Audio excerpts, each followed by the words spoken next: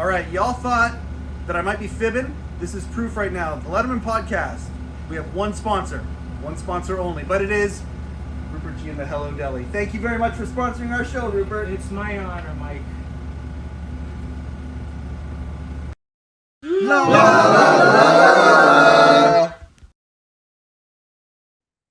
Welcome once again to the Letterman Podcast. My name is Mike Chisholm. All right, today we got another broadcaster on. We've had a few broadcasters on over the summer here. Last summer it was the interns. We had a bunch of interns on at the intern summer series, we affectionately called it. This year, some broadcasters have come on throughout the summer. People who have been inspired by Dave, because Dave, again, a broadcaster as opposed to a stand-up. And Brad Gilmore, I'm really excited to have him on here. Now, Brad Gilmore has a national ESPN radio show in the pro wrestling world with a guy by the name of Booker T, who's one of the biggest pro wrestling stars of all time. But it didn't start there. And we talk a little bit about how Brad got into broadcasting, his immediate love for all things late night. How did that happen? How did a guy who's, my junior by quite a bit become a fan of Johnny Carson? How did that happen? And then, of course, this affinity that he has for Dave. I did his podcast a few months ago, and Brad and I are brothers from another mother. We really are. We talk a lot. There's a lot of Letterman moments here. We really dissect the Andy Kaufman moment and late night together from sort of a wrestling promoter, wrestling insider kind of vantage point. That's really cool. We talk about my next guest quite a bit in this episode. And then, of course, we talk about all the things that Brad is doing. I mean, his national show is incredible, but also some of the other things he does. He's the host of the Back to the Future podcast. He has a Back to the Future book that you can get at all the major book retailers. And all of that is because of chasing things that he loves. And that's what we do here. And we try and inspire other people to do in their own lives, to try and chase what you love. And this is a great episode that just with two guys who love this stuff, who love dissecting this stuff and talking about this stuff. That's what this is. So you can go to The Boat, bradgilmore.com. The Boat, not the goat. The Boat, bradgilmore.com. You can look at everything that Brad is doing. His podcast, The Collection, interviews with everybody you could think of from the world of pop culture. He just had a recent one with Kevin Costner, which was incredible, Gary Oldman. But then also, you can tell how much this guy loves late night and all around late night, because he's had Leno on. He's had, Joe Toplin, other people who have worked for Spike Ferriston, other people who have worked for Letterman. Lots of really cool content with Brad Gilmore. So let's just finish it there. You're not here to see or hear me. Let's face it. You're here to see Brad Gilmore. The Letterman Podcast, proud to present my conversation with The Boat, Brad Gilmore. Okay, Brad. Okay. I've wanted you on here 3, maybe 4 minutes after I finished coming on your show months and months and months ago. Talk about brothers from another mother. Oh my gosh. I'm so impressed. One of the reasons I'm so impressed with you is because you're a guy that I see who identified what you love and what you want, and you have immersed yourself in all of these things and found ways to make it part of your professional life.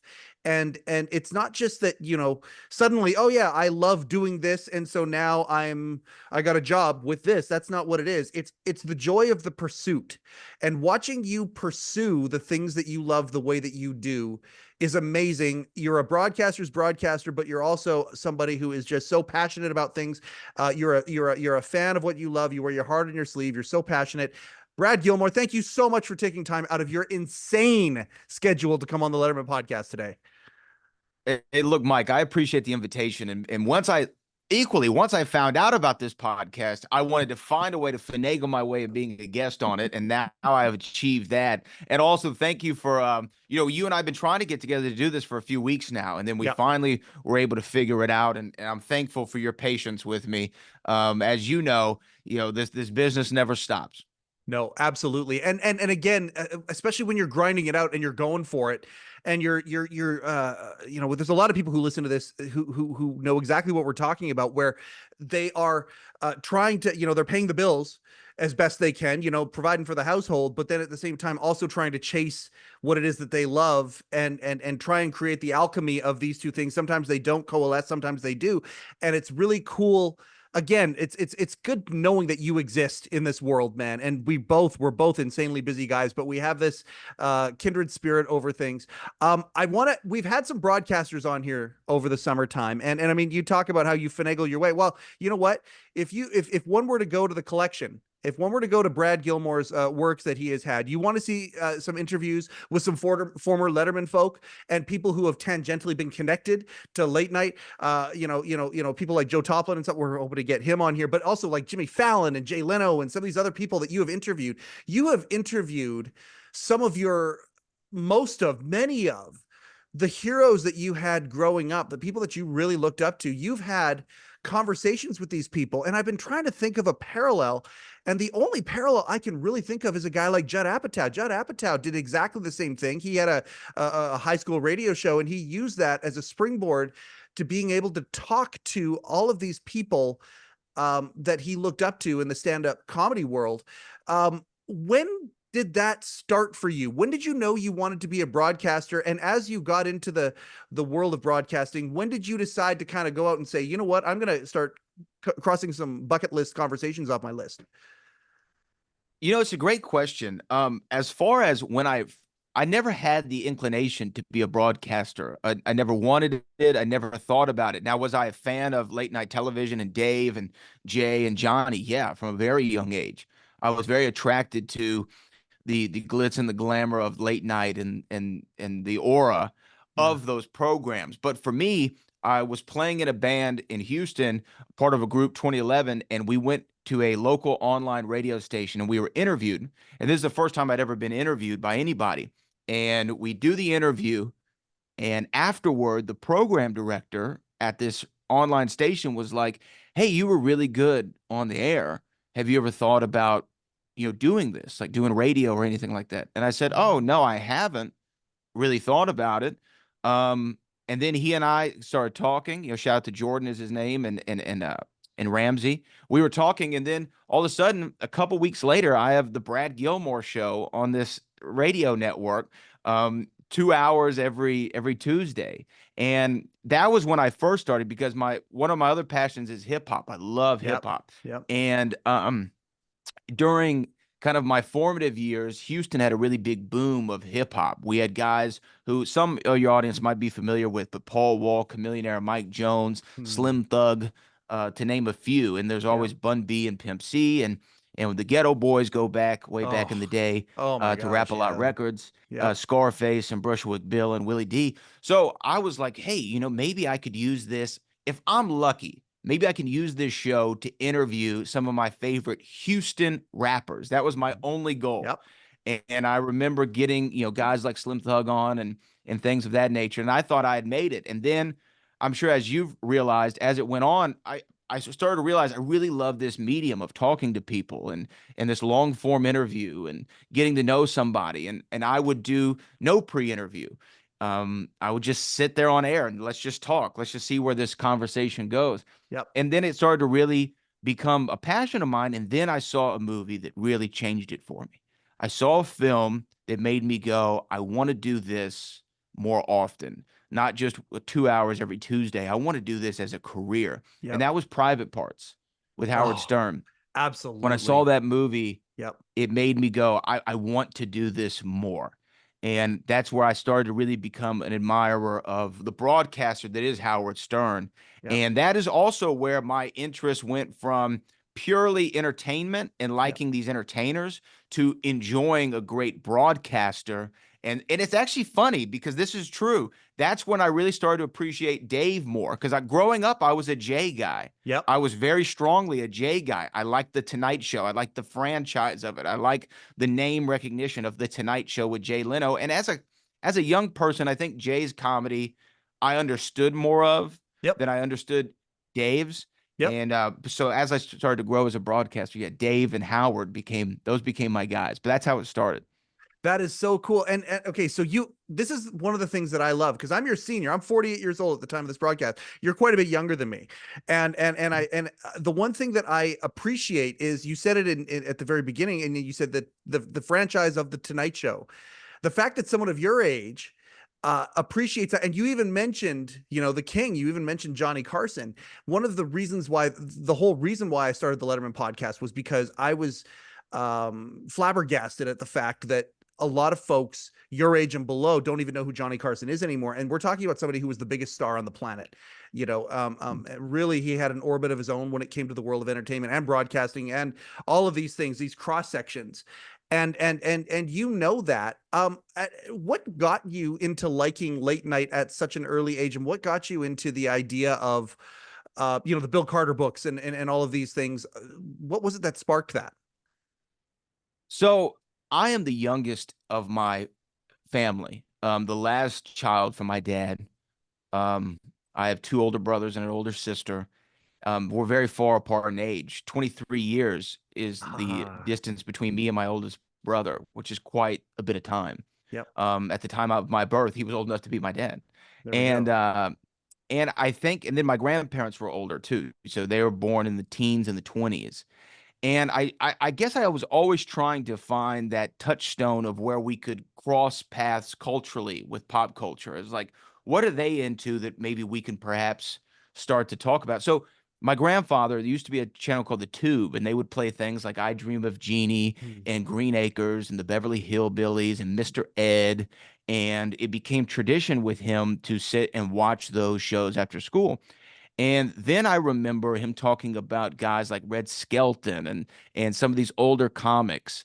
And I said, man, so we would watch some of that. And then somehow that came to Johnny Carson and showing me the Ed Ames hatchet throw. Oh, Ed, I didn't know you were Jewish, and those lines, those classic Johnny Yep. jokes. And I remember very vividly, my parents bought me, I must have been 11 or 12, Yep. which is very odd for someone that age, but they bought me a DVD set of 30 years of Johnny Carson. And it was just highlights Yep. from all his shows. And I remember watching those, running those things incessantly and thinking that Johnny Carson was not only the coolest guy I'd ever seen, the funniest guy I'd ever seen, the smartest guy I'd ever seen, and really idolizing him from a young age, and using that to talk to my parents and my brothers and my sister and my grandparents, because they were all in the generation of Johnny. They knew Johnny Carson. They grew up watching Johnny Carson. And by the time I was born December of the same year that Johnny retired. Exactly. So Yes. I never grew up in a year where he was on television. I never experienced that. To me, it was always Jay and Dave, and then Conan. So yeah, that it was the way that I was able to bond and share a commonality with my elders in my own family. That is such a beautiful sentiment, and you're not alone. Describing it the way that you did, getting the DVD set, that is incredible. Boy, what a cool way to bridge the generation gap, and I dig that. That's so precious to me. That is such a precious story. Let's fast forward a little bit. You get to the okay, so you watch this stuff growing up, the Jay, Dave, Conan, all of that stuff. That was your formative years. You're doing the Brad Gilmore show, 2 hours a day. How much did you lean on all of this Johnny Carson stuff that you had downloaded at such an early age, all of the paying attention to what was going on in late night at the current time as you growing up? How much of that influenced what you did on the Brad Gilmore show? So Johnny and Johnny especially influenced it a lot as in relation to the interview style. What I noticed watching those tapes with Johnny was the coolest guy in the room without overtly trying to be the coolest guy in the room. Yes. He always wanted to set up the guests. And speaking in wrestling parlance, he always wanted to put them over and let them get their stuff in. Yeah. Right. And I noticed that from him, from an interviewer, and the fact that he was able to make this was one that always stuck out to me. He was able to make a moment with just looking around. And it's something that I've realized I've stolen from him. When somebody says something, I just start to kind of look around like there's an audience there. You give it a beat. And that comes directly from Johnny. And so I think that learning that from an interview perspective of being able to tee people up, being able to get the good story out of it and not overstep them, not overtalk them, let them have the moment. is something that I learned from Johnny. And then watching guys like Dave and Conan especially was somebody who I didn't realize had as much influence on me as I would come to recognize, in Hmm. the sense of he was comfortable being zany and silly and over the top, and I realized I was comfortable being zany, silly, and over the top, and saying some things that might be outlandish or goofy in Hmm. order to elicit a reaction, and I was okay with doing that. And even going back to being a member of the band and performing on stages, I realized a lot of trying to get a reaction out of people. So, Conan would do the string dance, or he would Yeah. do, the cat thing or whatever. I was trying these physical bits out, I guess, on stage, just trying to entertain people, not just having them listen to music, by having them have an experience. It's almost the difference between like a lead singer and a front man. Yes. I had this Oh, conversation with Dee Snider on my podcast about it, and he doesn't like being referred to as a lead singer. He likes being referred to as a front man, yep. because they are vastly different. And Absolutely.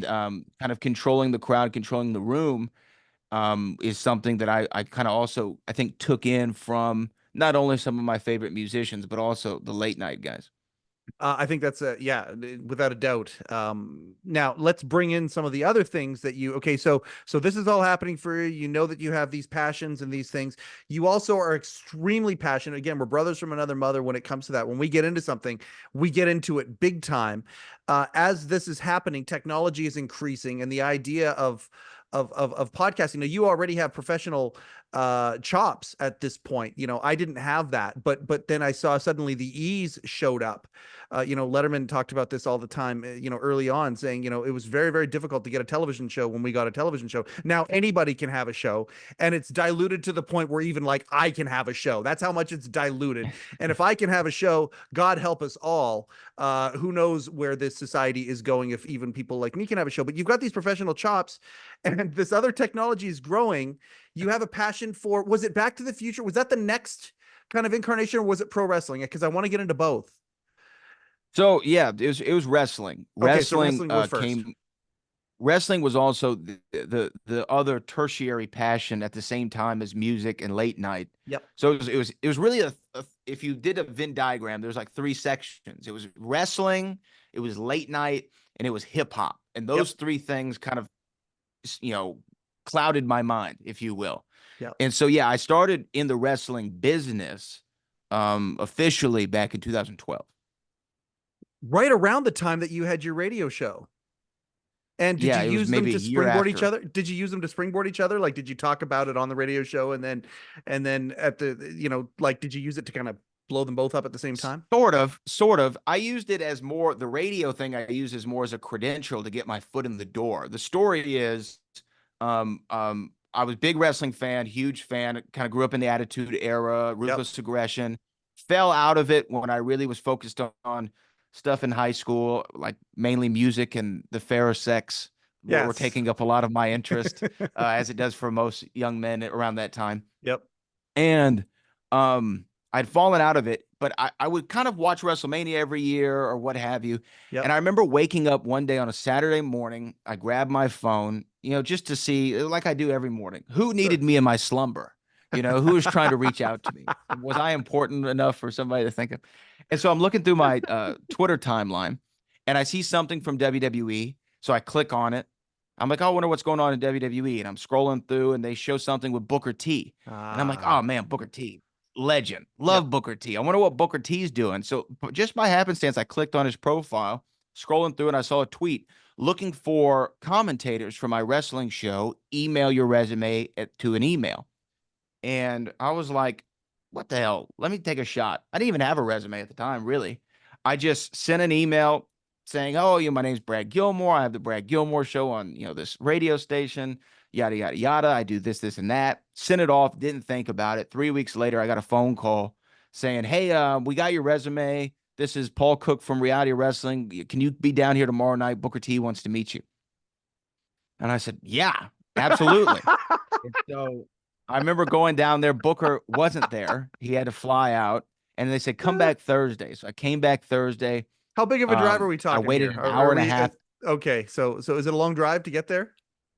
No, I mean, maybe like 35 minutes from where I Okay, so you're lived not driving at the across the time. state to get okay, because Texas is a big place, and so I'm trying Texas is to, huge. but it So just happened to be it that right there. Okay.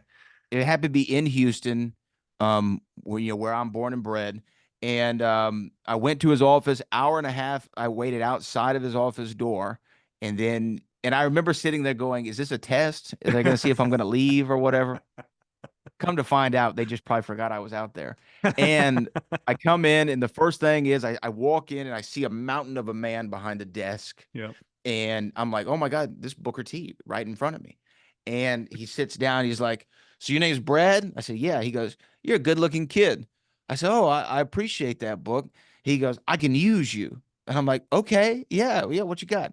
And it so happened is I had gone in for an audition. This is the part I skipped over for Yeah. the commentator on that Tuesday when Booker wasn't there.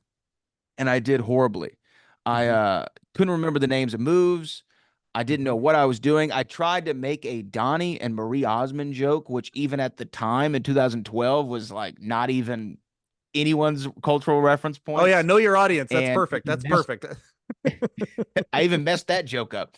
And I remember clearly walking out and thinking that like this is like the first real sense of failure. Like I failed, Yes. like really bad, crashed and burned. Yes. And then I got the call to come back on Thursday. So I'm thinking, oh, okay, maybe I didn't do as bad as I thought. Turns out their ring announcer got strep throat and they needed a replacement, one-time replacement Yep. on Saturday. Yep. Can you do ring announcing? And as you know, Mike, in entertainment, you go, yep, sure can. Did it 1,000 times. And Book goes, okay, I can use you. Be there at the show on Saturday. Here's the call time. We'll see you then. And then I remember going out there and doing the show, and he was like, hey kid, come back next month. You're our new guy. And I go, all right. And then we were off to the races. And okay, let's fast forward to the end of that, because I don't know how much we've got, so much that you and I can do. And I mean, you and I could do a full show together and never run out of material. So I do want to fast forward I to know. the end. Let's talk about what that has evolved into and what you're doing now when it comes to that, because that is such a beautiful story of a kid who just put his name out there, just put himself out there a little bit. And what does that turn into now? Yeah, so now Booker has also evolved into probably one of my closest friends on the planet, which is crazy to say. I talk to him every day of my life now, and we do a radio show together, the Hall of Fame, which recently we signed a national deal with ESPN, the worldwide leader in sports. The Walt Disney Company, and we're doing a national show talking about wrestling, boxing, and MMA. Who would have Isn't that thought? amazing? Isn't that amazing? It's crazy. And how much fun do you have doing that show? Like, does it feel like work even after all this grind, all this time seeing him? Does it even feel like work at this point? Mike, I get to sit and talk to one of the most legendary wrestlers of his generation or any generation, the most decorated WCW superstar in history, a world champion 6 times over, a Hall of Famer 2 times over, about a business and industry that I've grown up loving my entire life. It does not feel like work one bit. It's a joy every single time. And what's great about Booker is he's kind of the ultimate ham in a lot of ways. He's so goofy, he's so over the top that I do get to play the straight man and I just tee him up on stuff. It's like I know it's like, Dave, I'm sure is like, I got a hot guest here tonight. I know they're gonna crush it. Just throw things out there and see Yep. it's almost like when Carson would have Rickles. It's like we don't need to do anything. Let's just let him talk. And I'll guide it as much as I can. I am so happy for you. Like when I saw that announcement, like I was happy for you when we first met and all that stuff and all the stuff you were doing. Yeah. And again, a fisherman can always recognize another fisherman, because I'm going after what I love too, trying to figure out a way to make life that much more bright by doing the things that I just love, right? Immersing myself in it. And that is what you have done. And when I saw that you guys signed that national deal, I was just over the moon happy for both of you. Like, that is just such a great platform to be on. And there are all these other platforms now that WWE and UFC have become so huge, and Endeavor owns them. It's just this crazy industry unto itself, into the entertainment industry. All of these other huge media companies want to be involved in that. And because you put in the time and the effort, and it wasn't a matter of getting paid. It was for the beauty of it. Now you are part of that national stage, and it's incredible to see that. I'm so happy for you, and I'm so happy that I get to say that to you, like even on here, and just congratulations on that, man. I'm so proud of you and happy for you. I really appreciate that, Mike. You know, it is one of those. I will say there's been a few moments in my life to this point Mm-hmm. where you go, is this, you know, the imposter syndrome thing? Like, is this actually a thing Yep. that's happening? Yep. And one of those recently was not even having the meetings with ESPN and everyone over there, and I was so grateful for the team that's over there, you know, especially Stosh and Liam and everybody who's there, and Josh. But also, when I got an email after everything was going through, and it was a system generated email, and, and it just said, it just said, "Hello, Bradley Gilmore. Welcome to the Walt Disney Company." I go, what is the world right now? What is going on? You know, and it's pretty sweet, man. It's great. And so I'm glad that we can talk about that. And you and I, one of the things we talked about when I was on your show too. I mean you go back, the world of wrestling and late night have a very interesting relationship. And it's been very cool to watch over the years how pro wrestling would be used. In my opinion, one of the greatest ones, and we talked about it, like, I mean, we've got it immortalized here, signed by Jerry himself. These moments where, the Andy Kaufman, Jerry Lawler moment on Late Night with David Letterman. This is decades before you were born. And yet when I come on your show, it's one of the first things you want to talk about. Because I think you and I both understand the world of professional wrestling and how big of a moment that was. Hulk Hogan and doing all of his things in that time. Okay, that's one thing, but the Lawler Kaufman thing on Late Night with David Letterman.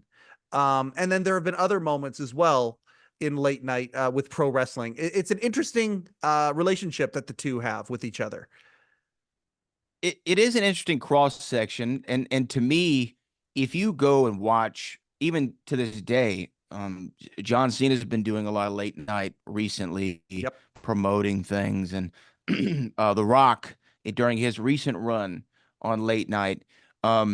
What's great is you notice that wrestlers inherently are great guests because Yes. they know what this is. Well, they know it's a show. At the beginning and the end of the day, it's a show. Yep. And on the marquee, it says entertainment, you know, and so they're going to go and they're going to give you that. And they know what a crowd's like. They know how to get a reaction from a crowd. That's why like John Cena doesn't mind going out on the Oscar stage butt naked because Yep. he gets what this is. This is a Yep. show. This is Yep. a game. We're playing. We're trying to make people laugh or say, "Oh my gosh," or elicit emotion and reaction. And so, yeah, I think that late night guys have always been good, and that's why the Andy Kaufman and Jerry Lawler moment is so legendary because it's so pro wrestling. Like It's everything so pro about it is wrestling. pro wrestling. It's such a, hey brother, what if we did this tonight out there? You know, like, hey, you know, oh, the pop would be crazy. Like, it's such a wrestling moment. And to me, whenever I do get to see those cross sections, even Jay Leno competing in WCW Mm-hmm. or the NWO taking over the Tonight Show at the peak of wrestling fandom and fervor in the late 90s, they're always memorable to me, not only because it's wrestling, but because to me, wrestling, and I say this all the time, is the ultimate in entertainment boot camp. Let me explain what I mean by that. When you work as a part and a member of a wrestling television show, a Mm-hmm. television show specifically, there are all these things that you have to learn as a performer on that show. Even as a broadcaster, I'm a performer. Mm-hmm. I'm a character in a lot of ways on a show. I have to learn so much, not only timing things out, not only thinking I have a live audience in front of me, but I'm also talking to a television audience. We also only have one take at this, so you better know what you're going to do because there's no second chances, buddy. Yep. You just got to go out there and do it. Yep. Knowing where hard cameras are, knowing what an on cam is, doing all these things, writing scripts and promos and knowing how to get characters over. And it's just so much that goes into wrestling. And then you're doing all that, and there's a live show going on at the same time in front of a studio audience, for lack of a Mm-hmm. better term. that you also have to entertain, and you also have to make sure they're understanding what's going on, and conveying emotions through physicality and not just verbal. And oh my gosh, there's so much there. So it doesn't shock me that wrestlers are always so good in other entertainment mediums, whether it be, John Cena, Rock, Batista, who've crossed over into movies. Even Hogan did movies for a while. Jesse the Body Ventura did movies. It makes sense because you have all of this knowledge that you've ascertained through your given profession that makes you really, really good, sharp, and a utility player in other entertainment mediums, movies especially. Yeah, could not agree more. And to go back, you say that moment was so pro wrestling with Kaufman and Lawler, and it was because I've talked to guys like Jerry Mulligan or people who were there, who weren't in on it, and most everybody wasn't in on it, which is always it's always the best. Everybody in the pro wrestling backstage wants to be in on what's going on, but when it comes down to it, and saying this as a former wrestling promoter myself, the best moments ever are the ones where as few people are in on it as possible is what you want. That's what you want, because and that moment there were very few people in on it, and to the point where to this day I have people with this show asking me, okay, let's go back to the Kaufman moment for a second. Who knew? Who didn't know? What was the, I get that all the time from people, because still to this day, they blurred the line so well that, it was magic, and it was such a good moment. And I think about, The Rock's first appearance on Letterman. The one thing I love about Dave is that he has an affinity for old time. If ever I do have the chance to talk to him, my goal is to talk to him about things that nobody's ever talked to him about. I mean, I think I've probably consumed every interview that he's ever done, and I know the beaten path very, very, very well. I want to go down other places. One of the places I want to go down is big time wrestling, because he would throw out references from old school wrestlers. He would throw them out every once in a while, and he would use the phrase big time wrestling and from back in the day. When The Rock was on his very first appearance, he talked about how his dad was trained by Whipper Billy Watson, listening to that lineage from that generation, I would be very, very curious to know his take on exactly the things that we're talking about here. Dave was the master of, I don't want any surprises on my show, but don't worry, I'm going to make it look like a surprise. And the audience won't know if I'm being spontaneous or if it was planned. And I don't know if there's anybody better in entertainment who was better at making that happen, which is exactly what you're talking about when it comes to pro wrestling. Yes. Letterman was really good at that. And that's one of the things that there's a skill that he has, but also one that you hone in on in the wrestling business of, look, I know the business we're going out there to do, brother, but I'm going to make it look good. Yeah. I'm going to shine you up. I'm going to get you over. Yes. And Dave was good at that. And what's great though about the wrestling back then, and I hate to be one of those people that goes, oh, back in the day, it was so much better. But in this regard, it is only for this reason. Booker said this on the show one time, and it makes a lot of sense. He said, I think we got a question, would the Undertaker character work today in 2024? If he just started today, in 2024, would it work? And Booker goes, yes, it would work. But the Undertaker can't be the Undertaker on Monday Night Raw and then on Thursday be a chef on Twitch, right? You have to keep the character 100%, which Taker was good at. And one of the things they were great at back in the day, especially like the business with Kaufman and Jerry, and why you continue to get questions on it, is because nobody was ever smartened up before or after. Yeah. One of the great things that you can do in wrestling is work the locker room. Then when they think something really happened and they're all questioning it. Wait, hold on now. We had an instance, and this is a guy who, I won't say who it is, just for his, just to keep the gimmick alive. But we had somebody who was we thought was injured at one of our recent shows. We all were like, oh man, he's hurt.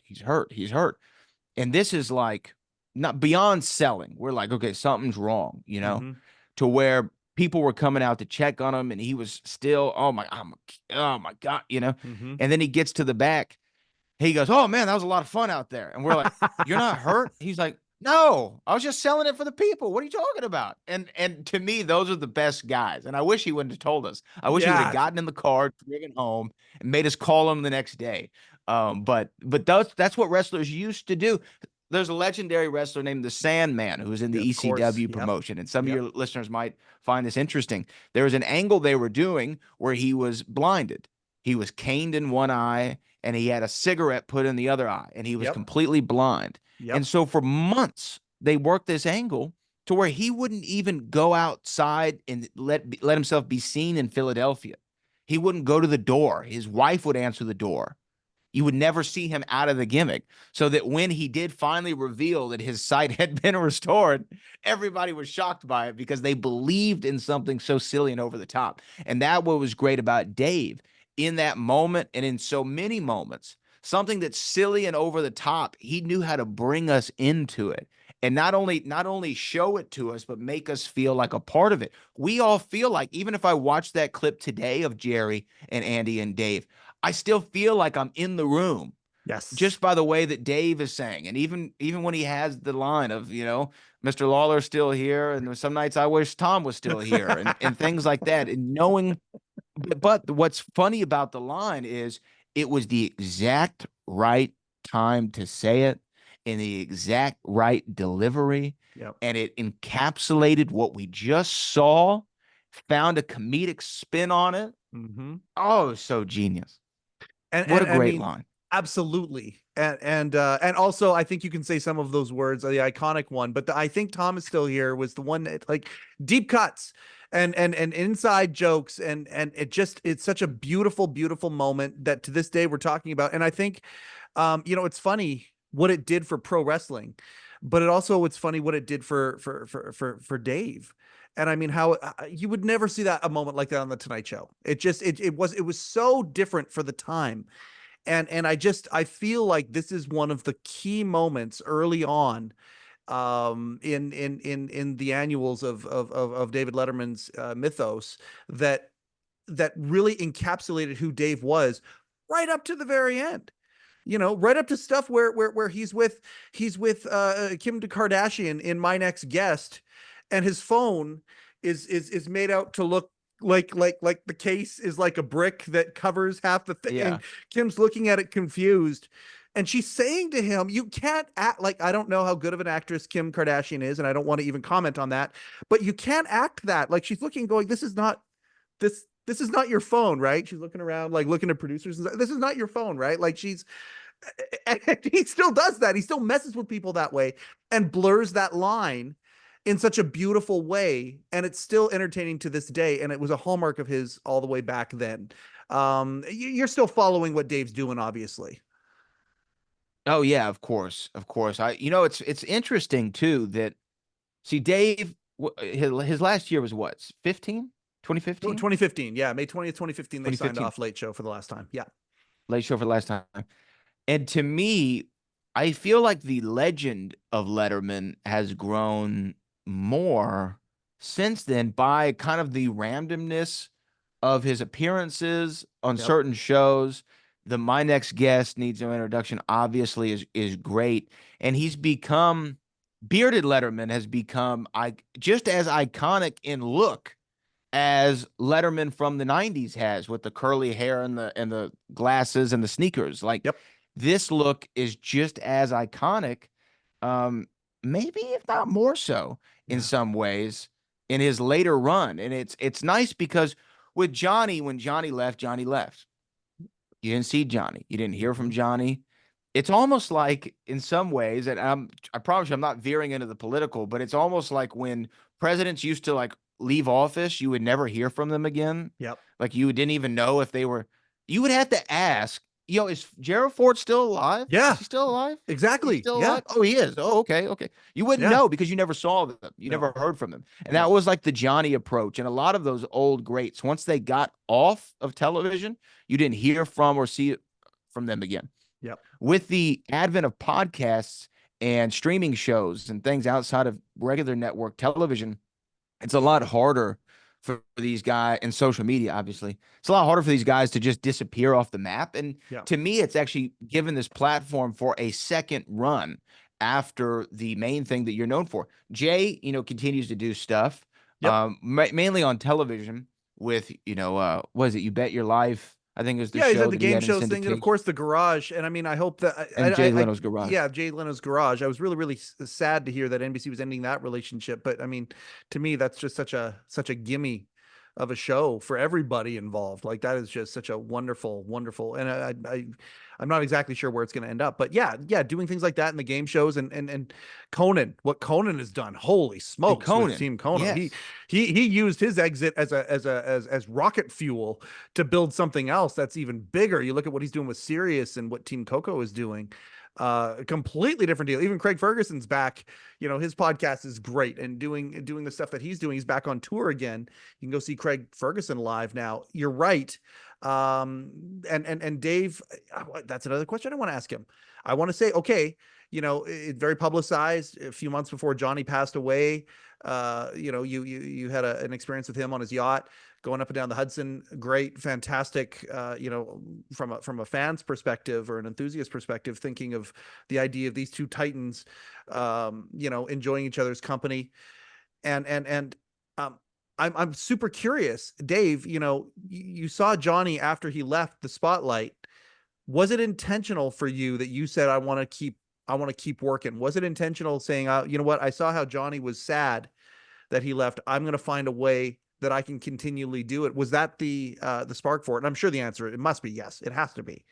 It's got to have an influence on it. But what I love about Dave in this last run that he's had is, like I said, one time it's media week for the NBA, and for a couple years for our local ESPN affiliate, I covered the Rockets. So I knew media days and stuff, and then just to watch the Brooklyn Nets media day, and Dave Letterman is sitting there in the crowd of reporters asking Kevin Durant questions and trying to figure out. I think it was like, where do you get KD from, or what? I think it was one of the questions, something like that. And just thinking, this is a great moment. This is just a great moment. Who knows how many people are going to see this? Yep. Dave obviously, though, understands the power of social media, because he knew, or at least I think that he knew, this is getting clipped out. Sure. This is going to be passed around. Everyone's going to see this, and why he did it, I don't even know, really. It's almost a Bill Murray moment in a lot of ways, just showing up Yes. somewhere and having fun for himself, perhaps, as a basketball fan that he is. And, he's a Hoosier, of course. Yep. So I don't know if that was his thing, but I love seeing those things. I just love seeing Dave. Oh, look, Dave's popping in on Inside the NBA with Chuck, or Dave's doing this or doing that. And he finds himself in more random places than he, I guess, when you see him on the late night, like when you see a late night host on their show, Mm-hmm. you never saw them really outside of the medium, unless they were doing like Larry King Live or maybe a Charlie Rose interview at the time. Yeah. Outside of those, you didn't really see them outside of the show. So it's always fun to see, especially Dave, outside of the show, because he's still having fun and he's still as good as ever in his skills as a interviewer and a broadcaster. Absolutely. He And might be a even better interviewer. Oh, well, I mean, no question. Rick Scheckman, who was really, he was the guy, there he is right there, immortalized here. He's no longer with us, but I mean, one of the things that he and I talked about, before I started this thing, was our joy, both of us, our shared joy of just how curious Dave is, and the curiosity that Dave has leads to phenomenal conversations with people he's curious about. And that's clearly the case when you're watching my next guest. He's vastly curious about these different subjects that he has. And, as a guy who watched all of Tom Snyder, he loved long form way back in the day before he started. He loved the long form thing as an enthusiast himself. And now moving into that, he has to go away from the zany things, because of age and evolution and things like that. Like you look at, again, the iconic people in any medium, really at the end of the day. I watched Adam Sandler's new special the other day. And I mean, there was definitely some of the old Adam Sandler. There's no question that it was sprinkled in. The old Adam Sandler, like They're All Gonna Laugh at You and all the comedy albums that we loved in the 90s, and the goofy Adam Sandler. There was a little bit of that there for sure. But you look at this guy now who's, in his late 50s, and it's like, okay, he's evolved. and Dave has certainly done the same thing, but the ingredients that have made him are certainly there still. So any of the My Next guests that jump out to you as ones that have been interesting to you? So a lot of them, I know a lot of people are talking about the John Mulaney one Love that one. recently, and it's Yep, very good and very powerful and nominated absolutely. for an Emmy and for Yeah, just cause because it should be. yeah, It was one of the great moments in the art of a conversation, and for it to be administered by Mr. Letterman was no shock to me. yep. But I will say, and I think we may have talked about this on my show when I had you on, a very interesting my next guest, and you referenced it a second ago, was the one with Kim Kardashian Yeah, because it turned my mind around on who I thought the Kardashian family was. I absolutely. thought, especially Kim especially. I will go so far to say, Mike, I'm going out on the limb, and I am sure that some people will hear this on your program and say this man needs to be removed immediately. But I would go so far as to say, post my next guest appearance of Kim Kardashian, I am a Kim Kardashian fan. Me too. I'm a fan I for feel the same way. what she's doing, what Yep, she stands for, yep, her unique place in entertainment culture and pop culture. yep. A lot of people always make the joke of, what is it the Kardashians do? My question to them was be, what is it that Kim doesn't do at this point? Yeah, She's helping with prison reformation, getting out people for non-violent related crimes who are over sentenced, trying to help people get off of death row who might be wrongfully convicted. Well, first of all, my hat tipped to that one alone. That makes me a fan for life yep. alone.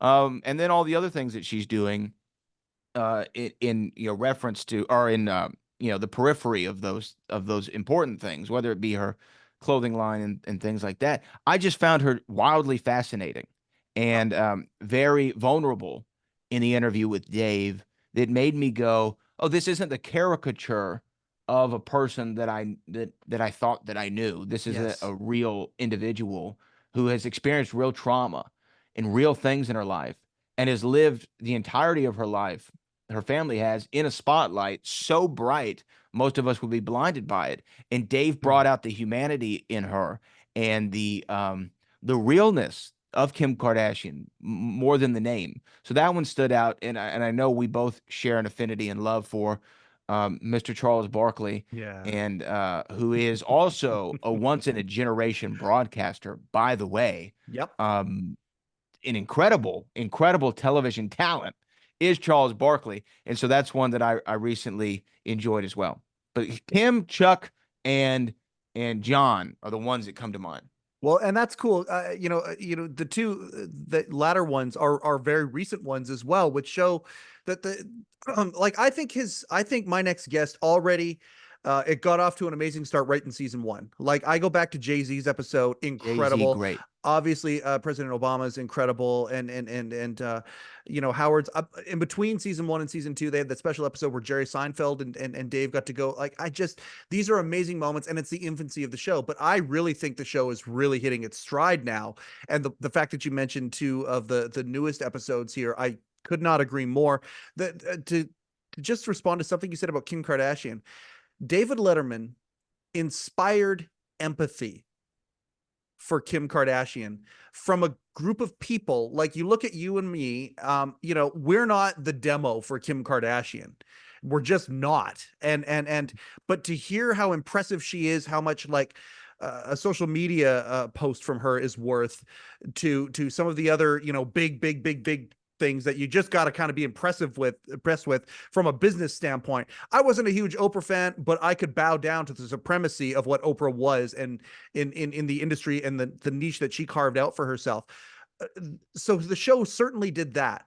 But as Dave talked to her about growing up, her childhood, the OJ thing, like that was like, holy smokes, inspiring empathy right there, going, okay, you put yourself in that case. In my experience, the way you inspire empathy is you allow people to put themselves in the shoes of the person that you're talking to or talking with or about. And if you could put yourself in those shoes and you realize, okay, so my mom and dad are like doing this about this person, these people in our lives, one of them whom is dead, and I'm a little girl growing up, and okay, so you see that, going through some of the we'll just say it, the sex tape, the things, the mistakes of youth, all of that, to the robbery In of Paris, in yeah. Paris. And it's like, oh my gosh. Then talking about the things that she is doing to contribute positively to society.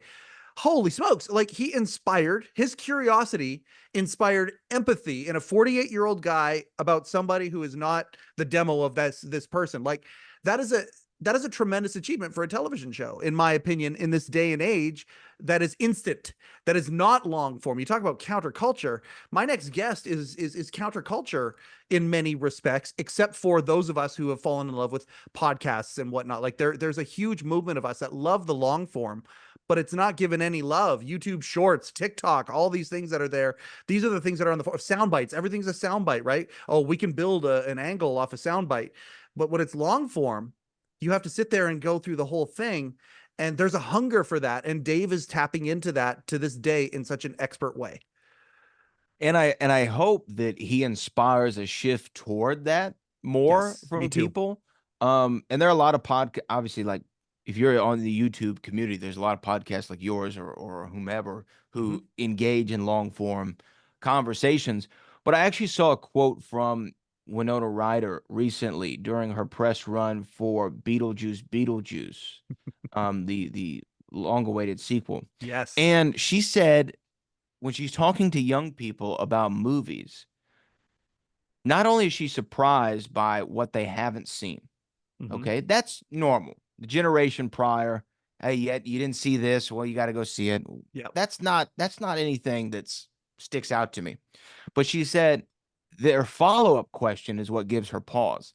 Their follow-up question isn't what year was it made, who's the star, what's it about, who's the director. Their follow-up question is, how long is it? Yeah. Right? Yeah. And what a consequential and jacked up way of thinking Yes. of how long is it? Because if it's, let's say, over some pre-described time period that I think is acceptable in my head, I'm not even going to indulge in it. Yep. You know, if you've never seen The Godfather and you're like, oh, it's 2.5 hours, that's going to turn an overwhelming majority of the generation that succeeds mine off. Yeah. And it's crazy to me, Yeah. because there is beauty in those long form stories being told cinematically, but also long form conversations being had, like the one you and I are engaging in, and the ones that Dave definitely is able to elicit through his expert interviewing acumen. Could not agree more. Um, there's another part of Dave that I don't know that this part inspired you, but there are echoes of it certainly that do. One of the reasons that I decided to go out and become a podcast host, and I did it in my 40s, is because I thought about Dave in Indiana, knowing that he likes broadcasting, knowing that this is where he wants to see himself, but knowing that he also wants something bigger. And he took the chance. And it wasn't just him, it was people around him who helped him and said to him, okay, go for it. But he had a cover story. I'm going to tell people I'm going to go be a writer, that it's more palpable for people to kind of digest. But he went out and chased a dream. And I know that that's me doing this right now. At some point for you decided to go and do that. You've talked about that a little bit. I want to talk about your Back to the Future podcast a little bit, because this is, again, labor of love. And I just want to know the inspiration for that. What inspired you to go chase that dream? And talk a little bit about that. Where can people find that as well? First of all, I love your shirt. You can find There it you go. For you on all the streaming platforms that they have podcasts. So we were entering 2015, Yep. which was a consequential year in the pantheon of Back to the Future. It's where Marty and Doc travel to in Back to the Future Part 2 in the beginning of it. And it was the first year of that film that was depicted in that film in which I was actually alive for. And so I was like, it'd be fun is I'm doing this radio show. Let me see if I can do maybe the initial idea was, let me do a 6-week Back to the Future retrospective leading up to the future day or something like that. Yep. That was the idea. And so I started reaching out to people who were involved in the movie completely cold. I had no credibility within the Back to the Future world. Yep. I had very little knowledge of it other than what I'd digested from behind the scenes features and watching the movie. And so I started reaching out to people, and then all of a sudden I started getting a lot of yeses, like Claudia Wells, who's the original Jennifer Parker. Yeah, I'll Yeah. do your show. Harry Waters, who plays Marvin Berry, was like, I'll do your show. The guy who takes over the mantle of George McFly, Jeffrey Weissman, was like, Yeah. yeah, I'll do it. I'll talk to you. The special effects supervisor wanted to talk about it. And at the same time, I'm realizing someone else is writing a book about it. Cassine Gaines, somebody's doing a documentary about it, Jason Aaron. And I Mhm. started getting all these yeses. And then I said, well, man, I guess that these should also live somewhere other than just the air, because I'll do this for 6 weeks and then it's not really connected to anything else. Yep. And then I looked and I'm like, but I'm sure somebody has a Back to the Future podcast already. And I looked and nobody had one. And I said, nobody has a Back to the Future podcast? I guess I'll start it. And then it was only supposed to be that one season of guests. Yep. I'll do this for a little run. It'll live out there forever. And that's all I'll ever do with it. And then I had so much fun doing it. I said, well, let me do another one. Let me do like another, maybe there's some other angles I can do. And then that leads to a couple seasons in, I'm starting to talk to a book publisher about adapting the podcast as a book itself. And I'm like, what is going on here? Yep. And then the day my book is released, I happen to have an interview with Leah Thompson from there. And then Crispin Glover. And then all these people start, and then Christopher Lloyd. Yep. And Bob Gale, who's the co-creator of Back to the Future, John Yep. Fullilove, who played Goldie Wilson, James Tolkien, who played Principal Strickland. Yep. There are all these people who started, either one person would say yes, or hey, you should reach out to this person or this person or this person. And next thing I know, I'm 10 seasons into this thing, and we're still finding out new things about Back to the Future that I didn't know about. And and I'm sure you think of this like, had I known now what I knew when I started, I would have been a lot better when I started. Had I known Yes. now what I knew when I started doing the book would be Yep. so much better. But you just have to live with these things because we're people and we evolve, and But here's things. the echo, though. The echo is curiosity. If you would have known all those things, you wouldn't have had the pure, almost childlike curiosity for it. And that would have changed the energy of it at that point, too, though. So it's almost like, no, it had to be that way. So it could grow into what it's grown into. Right. Yeah. And to me, that's why I called the book is actually called it's not the history of Back to the Future. It's not behind the scenes of Back to the Future.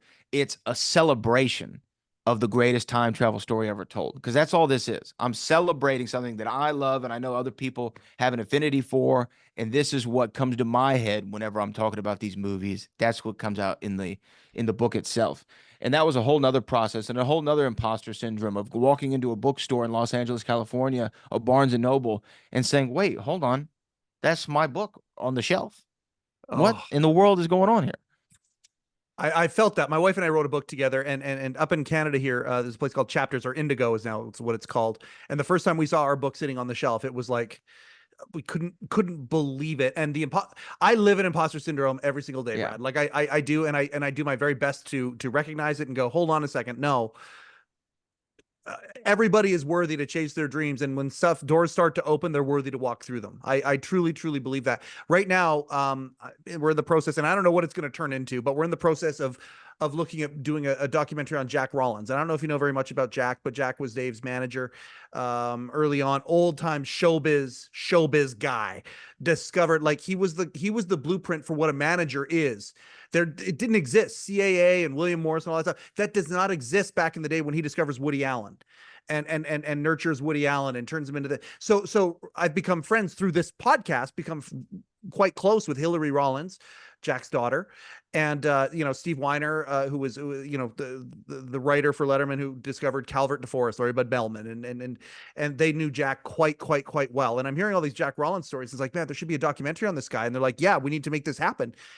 And I'm in the process right now of talking to, like, after this, and I'm not trying to name drop here, I have a meeting at noon with Robert Morton to talk about, because he loved Jack more than anything, and I'm showing him the deck that we're gonna be pitching to, and I don't even want to say who we're pitching it to, but that, like, I shouldn't be in that meeting. Like, I should not be the guy who's like, I know exactly what you're talking about, but at the same time, this is why I wanted to talk to you, because again, you're one of these people that understands, wait a second, if I go chase a dream with no outcome whatsoever, except for getting to have the experience of talking to somebody about Back to the Future, and then you realize, oh, wait a second, I can go through more doors, and I can go through more doors, and that led to another hallway that led to another door, and suddenly you got a book at Barnes and Noble. And if this conversation could, if one person hears this conversation and it allows them to give themselves permission to go out and chase something, it's worth it. That's the way I see it, because I'm talking to another guy who understands what I'm talking. I've gotten so much joy from this thing that I can't even, I'm done. I could die tomorrow. And it's like, oh my gosh, I've had so much joy. I know I'm talking to a kindred spirit when it comes to that. You chase these dreams and the universe just kind of goes, okay, and opens doors for you and makes it happen. And I just feel like you're a kindred spirit when it comes to that. And it's not even so much, yes, the universe opens the doors. And I think you would agree with this. A lot of times you got to create the door yourself. Yes. Do you know what I mean? They say you got to wait for opportunity to knock, but for me, I'm ringing doorbells. There you go. You know what I mean? Yep. And I'm saying, hey, I'm here. I'm here. If you want to do something, I'm here. I'm at the doorstep. Invite me in for dinner because I'm ready to go. Yep. And I think that's what a lot of people sometimes don't realize. Now, like I have, if I step outside of myself, I realize I've done some stuff that is pretty cool and people, haven't done it, and that's great. And I acknowledge that. But I also know, and what excites me is that there's so much more to do that I want to do. I think it was Matthew McConaughey, and we actually discussed this speech. He was on, not to name drop either, but he was on my podcast. And we talked about his Oscar speech. Yep. And in his Oscar speech, when he won for Dallas Buyers Club, he said he needs three things in life: something to look up to, something to look forward to, and something to chase. Right. And he said that somebody came to him one day and said, "Who's your hero?" And he said, I don't know. Give me a second to think about it. So he said a couple days later, the guy comes back to him and says, "So who's your hero?" He said, "I figured it out. Here's my answer. My hero is me in 10 years. Oh, right? Not a great, yep. And then the guy goes, "Oh, yeah." And then Matthew McConaughey said, "Yeah. And in 10 years, my hero then will be me 10 years from then." Yep. Knowing that I will never become my own hero. I'm not ignorant enough or arrogant enough to think that I could be, but it's the pursuit. It's the chase of seeing that pie in the sky and trying to be it. Even here in the States, we talk about the Constitution. The Constitution says we work to become a more perfect union, knowing that we'll never achieve that promise. Yes. We know that there's no such thing as perfection, but we're working toward trying to get to there. I'm going to always try to make it better. And I'm always chasing myself. And that's something that I think that everybody should do is be happy that you have that book on the shelf in Canada or in Barnes and Noble. But also know, like, that's not where the mission ends. No, like that's a side quest on the way to beating the final boss. Yes. Oh, what a great analogy. That's exactly right. Oh, that's such a good analogy, Brad. Yes. I'm so glad I brought that up because I wasn't sure I was going to, because when it was Back to the Future, it was an automatic layup. Did you talk to Crispin Glover about his moment on Letterman? So I wanted to. I really did. I really did. But I knew that he's probably asked that 1,000 times. Oh, yeah, yeah. And my interview style is a little bit different. In this case, is especially if I have a shorter window. Yeah. I always just try to let me get you over. Let's shine you up. Let me hit you with your finish. Let's get over whatever you're promoting, and then we'll move it on down the line. I always want people to have a good experience. And yeah, Crispin was great. Well, here's actually the funny thing about Crispin. I'm doing the interview, and then it's over the phone, which is not my favorite thing, but it happens. Yep. I'm going to take a Crispin interview any way I can get it. Absolutely. The phone actually hangs up in the middle of him answering a question. His phone hung up, and I'm like, what happened? And I stared at my phone for, it felt like 10 minutes. Maybe it was 3. And I'm like, oh, that's it. I got 2 minutes into a Crispin interview, and it's over. Then thankfully they called back, and we've continued the interview. But there's those moments that you always get nervous about. And okay, you finished that, and I'll tell you about mine. I was just gonna say, I still get nervous before every single interview that I do. Yeah. And every single interview I do, I always am asking myself, why am I doing this? Mm-hmm. Why am I putting myself through? And it's almost probably a Dave like quality in this regard of what am I doing this for? Why am I putting myself through this pressure of and spending all this time to interview this person, to talk to him for, because to me, even a 10-minute interview in my mind, I've thought about it for like 3 or 4 hours Mm-hmm. in my mind, Mm-hmm. cumulatively, Yep. thinking about the path I want to go down, thinking about interesting angles, thinking about how to get them over, to use the wrestling term again. And still, I get nervous for every interview. And I was nervous, especially because Crispin Glover, I thought was going to be a difficult uh, bull to wrangle, although he was great. I know exactly the moment you're talking about. I had it in early on, like before episode 20 even of this thing. It was with Steve O'Donnell, who to me, it's like, oh, there's a few people in the Letterman mythos that I like real reverence, like I bow, and Steve's one of those people. Like, very short list of people on that list, and Steve is one of them. So I'm sitting there talking to one of the greatest comedy writers of all time, and I'm thinking about all these angles that you're talking about. Will we have enough time for me to talk about Space Ghost? Because Space Ghost is amazing, Space Coast, Coast to Coast, baby. And Norm Macdonald and all of these things that he was a part of outside of Letterman, and then never mind all of the iconic things that he created for that show as head writer for late night in its most creative time, and really built the foundation. There's this guy's an icon, and maybe halfway through the interview the power goes out, and I'm just sitting there looking, and the laptop battery's on, so I can still kind of see myself, and there's this look of so. And thankfully, like you said, power came back on, and Steve couldn't be more gracious. I adore this man, and I'm so grateful to call him a friend.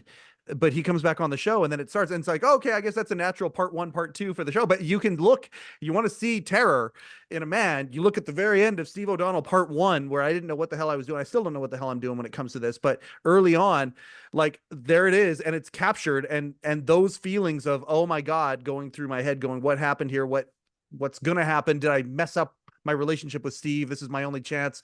Oh no, they're going to take my computer away next week. Yeah.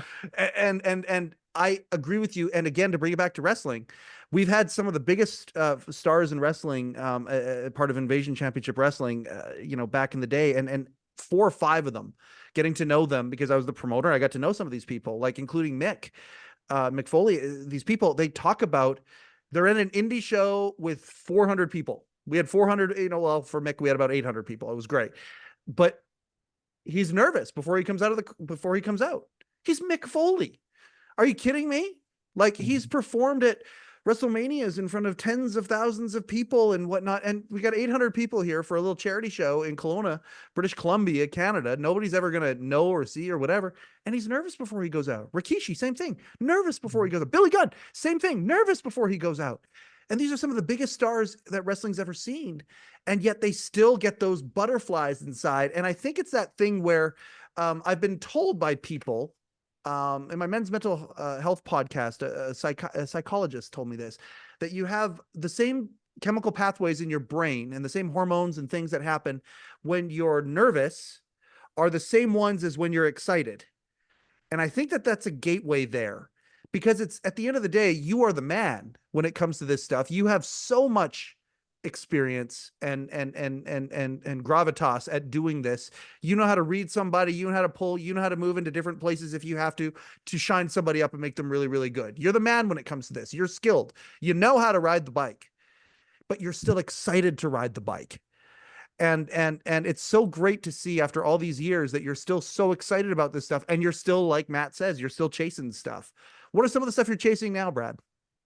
Well, one thing on your bike analogy. Yes, I'm still excited to ride the bike, full well knowing that in the middle of it, I could crash the bike. I could fall off the bike. Yes. The bike might pop a tire. And, what's going to happen? I don't know. And that's actually one of the great, and I know, he's going through his a crazy time in his life. But to quote Vince McMahon, he used to say to Bruce Pritchard, it can't go wrong if it's live. Right? That's right. And I do adopt that philosophy of let's just see what happens. But as far as things I'm chasing, look, I do have things that I'm working on right now. I'm probably working on more projects at this very moment in time than I ever have in a creative endeavor in my life. and spending more hours working on it and spending a lot of time dedicated to these things. And I think what it comes down to is I think everybody in their life at one point, they have this thing. Maybe it's a conversation over dinner. Maybe it's right before you go to bed. Maybe you're on the phone with a friend, or you're somewhere out and about and you go, man, wouldn't it be fun if we blank, right? Wouldn't it be fun if we did this? Man, I would really love to do X.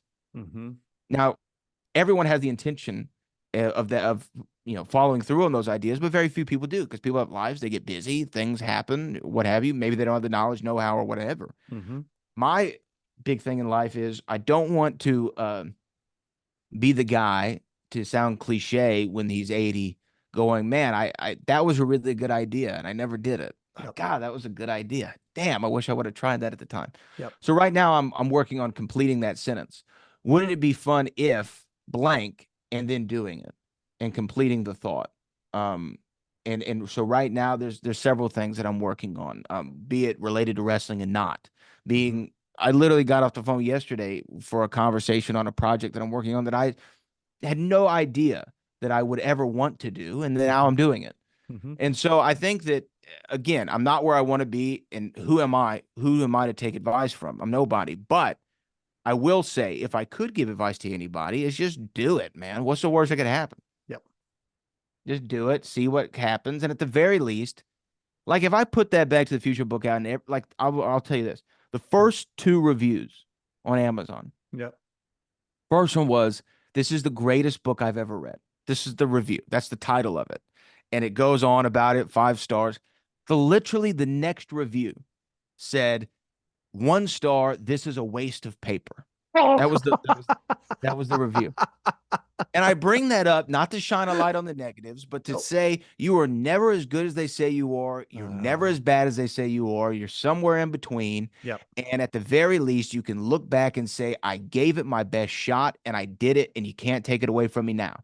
And so and I think that that's Dave too, right? Dave is like, I'm doing it.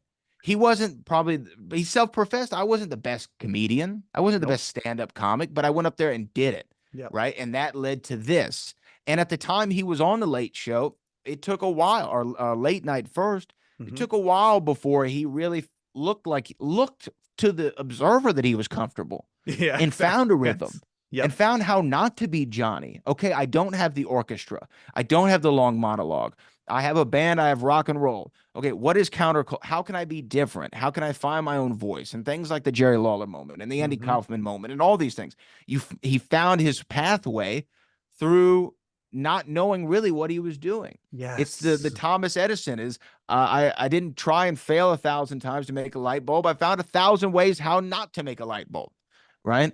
And to me, Dave Dave and his legacy in Late Night is emblematic of that. It's a great illustration of, I'm going to continue to try things. I'm going to, instead of talking to celebrities, I'm going to talk to random people on the street. Instead of having a big skit like Karnak or parroting President Reagan in a Who's on First bit, I'm just going to have pets come out and do stuff and hope something happens. And to me, and that's the best part of being live. That's a little bit of that. The best part of being live. That's a little bit of that. Let's just go out there and see what happens. I think I know how it's going to go, but who knows? You and I could do this all day. I appreciate you so much. Let's we're going to finish off with a little show and tell, but and you mentioned the rock and roll band. That's what that show and tell has to do with, I believe. But before we do, let's talk about what are ways that people can find you. Now, first off, the collection is something where I would heartily recommend everybody, all dozen or so of you that listen or watch this show, if you would go find Brad Gilmore's The Collection, find that thing on whatever your persuasion is when it comes to podcasting stuff, and go and look through the list of people that he has talked to. And it is an incredible list over the years. And there's a lot of folks who are connected directly to this thing that we love, which is late night, but specifically to the David Letterman and all the tangential connections. There's a lot of that stuff, but there's also a lot of other very, very interesting. And every single one of the interviews are really good. And I appreciate that very, very much. So that's the collection. What else can people do to find you from wherever they are right now? I mean, the best, easiest place is you go to theboatbradgilmore.com, theboatbradgilmore.com. You'll find the stuff that Booker and I are doing, He's the not the reality goat. He's the wrestling. boat, ladies and gentlemen. The I am the boat. boat. Um, BradGilmore.com. you'll find everything that Booker and I are doing, reality wrestling. You'll find links to the book projects, to the Back to the Future podcast, to Clue the Yeah. Movie podcast, Okay. to all the other things that I'm doing. They're all located over there, and I try to update that as much as possible. But yeah, the collection, we had a good run lately too, man. We had a really good run with Tyrese Gibson, Jessica Alba, Yep. Gary Oldman, Oh Kevin my God. Costner. Yep. Uh, Oh, the Kevin we Costner one was so good. Oh, it Ernie was so Hudson good. Yep. came on twice. Yep. So yeah, we're on a pretty good little run lately. So I do encourage people to check that out. It's good stuff. It's all really, really good stuff. Oh, George Lopez was on and told a great Johnny story. Told a great Yes. Johnny story. The Lopez episode was fantastic. And you actually went down the path and asked a couple of questions that I think people might have been a little bit precocious about asking him. I thought you did a really, really Talked great about job Lopez with tonight. Yeah, we talked about Lopez tonight. You sure Yeah. did. You really did. And I just because I mean, when people talk about Conan and all the stuff that happened with him in 2010, there's a guy that didn't get talked about as much and kind of did not without the fanfare. There's no Team George out as far as I know. Team Coco is alive and well, but Team George, he did a really good job talking about that. I was very appreciative of the things he talked about during that, and his attitude, his attitude, and the class that this guy has, the hilarious class that this guy has, is amazing. Yeah, that was a really, really good episode. Could not agree more. We got something here in the mail. And it's got to be from the States because I believe it's bulletproof or space age. It looks that way anyway. This came in the mail, and so I'll precurse it because we're probably going to make it short. We got Brad Gilmore, broadcaster extraordinaire, here, and we're going to open this. And I mean, I'm having a hard time even figuring out how this thing was sealed and how to open it. I did not bring a cutting device of any sort with me, but well, you're gonna have to use your sheer strength. You are a massive muscular individual. The Canadian Powerhouse is my pro wrestling name. Okay. I agree with that.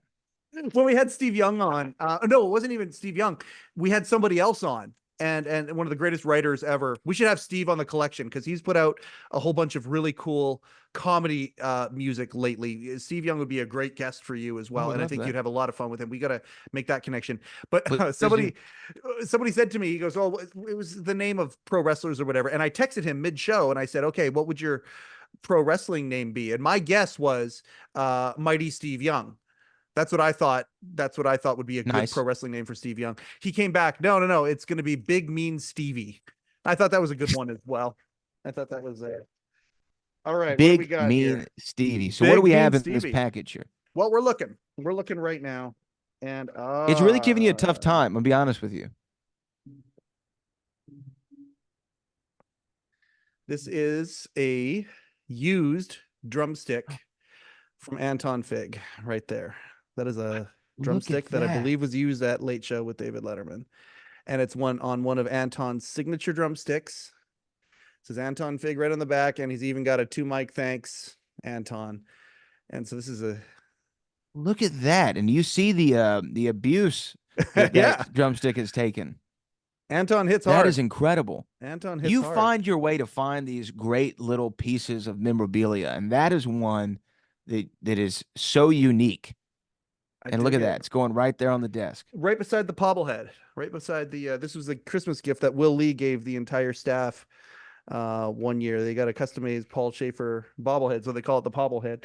And Will was nice enough to send that to me. So we're going to put the stick right beside that on the set of the Letterman podcast. Thank you, Anton. We adore you. We appreciate you so much. Yeah. I love that I was a part of that moment. Well, there you go. Anton's amazing. His episode dropped a few weeks ago, and it was a really, really great conversation that he and I had. Anton Zip, Buddy Rich Jr., Anton Fig himself. So there we go. Brad, I can't thank you enough for coming on here today and making the time. You and I both had to make time to make this happen because we are insanely busy. But at the same time, if there is any way, and I'm throwing this out to the universe, that we can do something together some way, it's like butter. I adore you. I appreciate everything you're doing. You're a light in this world. Thank you for being you. And thank you so much for taking time to be on the Letterman podcast today, man.